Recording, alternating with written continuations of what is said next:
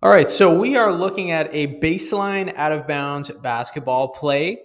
This baseline out of bounds basketball play starts in a stack formation. So, as we can see here, we have all of our players lined up in one straight line in a stack formation. Okay, so this play, I really like this baseline out of bounds because there are multiple options involved from this stack. Now, there are lots of different ways you can run a stack, but this one is my favorite because it gets us a shooter and it gets us multiple actions that roll or drive to the basket. Okay, so let's take a quick look at what we have here. Okay, so as we mentioned, we have our players lined up in a stack. Okay, the first thing that we're going to have is number 3, cut tight to the basket. So obviously we don't have real players here. We have circles, so we don't have as much room to play with. So I'm going to move them up. But as long as you are lined up, near the elbow or the key, you're fine. Okay, so number 3 is going to cut nice and tight. Okay, while he's doing that, or she, number 4 and number 5 are going to screen for number 3. Number 3 is going to look for the basketball right here. So that's our first option, is to come off that stack and have number 3 cut to the basket. Now that option will be there likely if you're dealing with a youth basketball team, maybe a beginner basketball team where, the players don't know how to defend the stack yet. But, if it is a more advanced basketball team, likely the defenders know to stand between, their player and the basket. So you might not get that option, but you might. Again, we'll see. That's just a first option. It is a beginner option. Okay. Now, after that, we're going to have number 2 here push off at the elbow. They're going to come kind of wide up here to the 3-point line. Okay. So if number 3 doesn't get this, they can kind of push out of the way a little bit. Now we're going to have number 4 kind of run up, to the 3-point line extended to kind of create some space here and get out of the play. And as that's happening, number 5 and number 2 are going to meet in the middle right here around the elbow.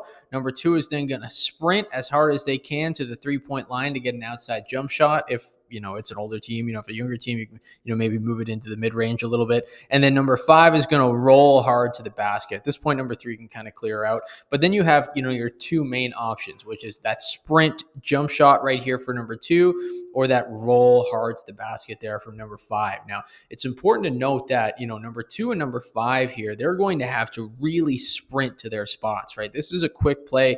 You only have a few seconds to execute this, right? And, there's lots of movement involved. So number 2, number 5, they really need to sprint to get there. Okay, so let's take a look at it again. Let's just take a quick look. Let's draw these players back up. Okay, this time we'll kind of rapid fire how we're going to do this, right? So as we know, okay, ball's inbounds. Number 3 is going to cut and look for the basketball. If they don't get it, they're going to clear out. Then number 2 is going to push off up here to the 3-point line. Number 4 is coming up here to get out of the play. Number 5 and number 2 are meeting about right here. Number 2 is going to sprint to that 3-point line. Number 5 is rolling to the basket. You can kind of pick your poison. Do you want the roller or do you want the shooter? Now, the reason we start in the stack in this play is to kind of confuse the defense a little bit, make them really focus so much on guarding the stack, getting between their man and the basket, that once we start moving and once we start kind of getting into our actual play, which is that, pick and roll for the outside jump shot, then we're going to confuse the defense a little bit and they're not going to know what to do. So that's my favorite baseline out of bounds play that we can run with a stack. Hold on one quick second, coaches. Before you go anywhere, I've got a couple free resources waiting for you from the Basketball Coaches Academy that'll take your practices and take your teams to the next level. First off, grab your complete guide to the continuous motion offense, which breaks down exactly how to teach your players to play the game, not just run plays. You'll learn what continuous motion offense really means, proven drills to build it, and how to run a motion offense continuously. We have lots of different things in this guide. We have video demonstrations, we have diagrams, we have descriptions, everything that you would need. If you want your athletes to develop real basketball IQ, this is the starting point. The second item that I have for you is the 5 must-have out-of-bounds plays for all ages. These are game-tested sets that you can run with youth or high school teams. We have baseline out of bounds. We have sideline out of bounds, all free for you. They're simple to teach, tough to guard, and each play includes clear diagrams and coaching points so your team stops wasting possessions.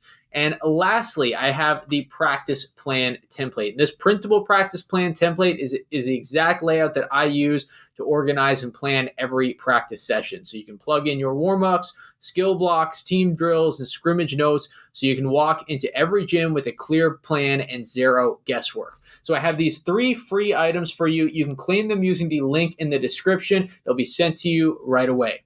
Enjoy.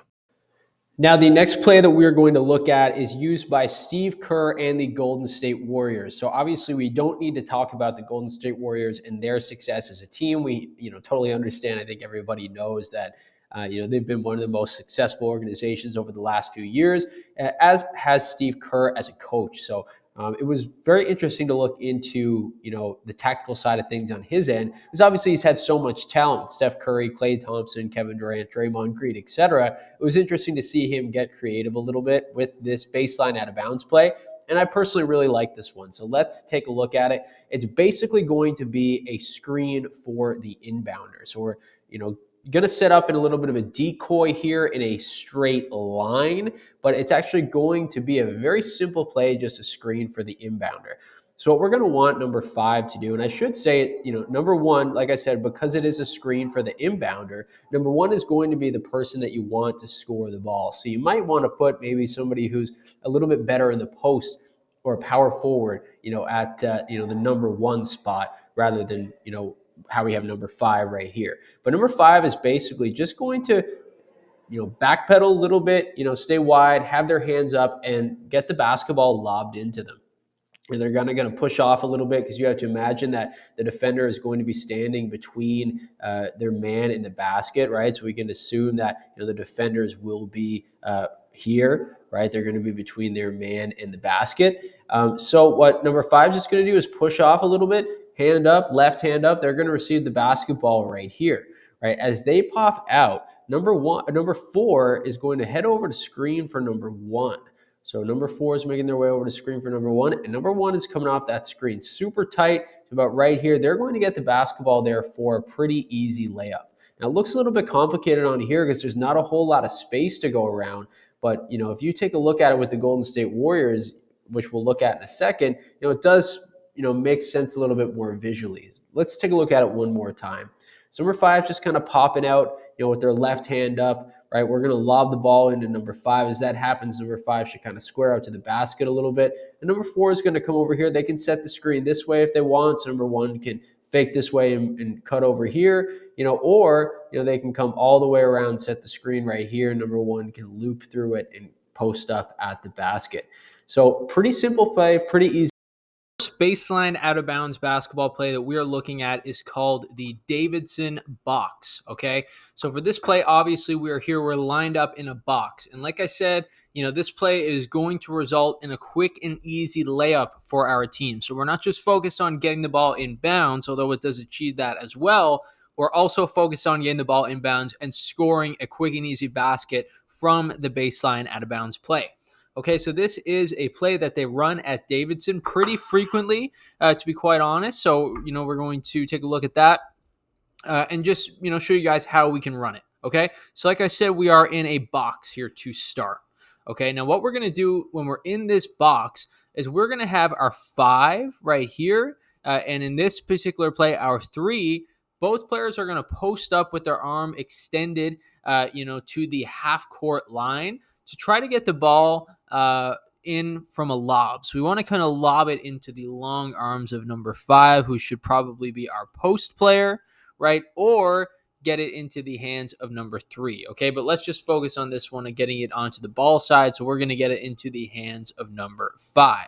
Okay, now as that is happening, okay, these players here on the box, number 4 and number 2, they're going to sprint wide, okay, to, potentially maybe get a 3-point shot here, although we don't anticipate that's going to happen. So then our number 5 and our number 3, you have a little bit more room to kind of extend your arms a little bit and get the ball there on the post, okay? So in this particular situation, let's try to get the ball into number 5. Now, when number 5 is thrown the basketball, they're also going to back up. So as you can imagine right now, they're sealing, they have their arm, like I said, toward that half court line. So when we lob it into them, we're going to have them, move back to about probably the elbow. So let's see if we can lob it in, right? Their defender is back here defending the basket, obviously. So we have a little bit of room to catch around the elbow, okay? As that is happening, the post player, or the player that we have down here, is going to sprint to the 3-point line of the other side of the floor. Okay, so again, that's the opposite side of the basketball. Now, what we're going to have right now is 2 stagger screens being set. So number 5 is going to dribble, toward this way because they want to get a dribble handoff here to number 4. So number 3 then is going to go set a screen for number 4, right? And this is a stagger screen, right? Maybe we'll get that screen to, be set a little bit further back here. Maybe, we're going to meet halfway, right? So number 4 is coming off that screen. And then number 5, right, is going to dribble handoff here to number 4, right? They're going to meet halfway. And then there's another screen. So 5 passes the ball to number 4, right? And then number 5 screens afterwards, obviously, as we do in our dribble handoff action. Okay. Now, before we move on any further, we have to understand that number 1 right now, they're going to just float around right here after they pass the ball in bounds. Okay.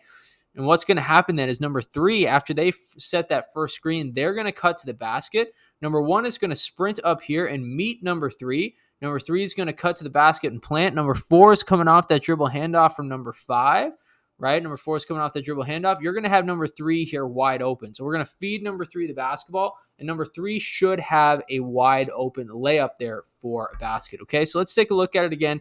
Let's reset, okay, now that we can kind of explain it a little bit less, okay? Let's put 1 back out of bounds. Okay, we have number 4 over here. Okay, so we're going to try to get the ball into one of these players right here. So number 5 is going to push off and receive the basketball. As that happens, number 3 is going to sprint up here. Now, as that's happening, we have a screen being set right about right here for number 4. Okay, number 1 is going to step in bounds. Number 5 is going to dribble handoff here to meet number 4. Right, so we're going to get that dribble handoff and screen. Number 5 is going to screen after the dribble handoff. As that is happening, number 1 is going to come up here and set a screen for number 3. Number 3 is cutting to the basket. Number 4 is coming off that dribble handoff with the basketball. They're going to feed the ball into number 3. Honestly, that's a little bit too early. We'll probably have number 3, kind of set around right here. Right, then we'll feed them the basketball, and number 3 will have a wide open layup.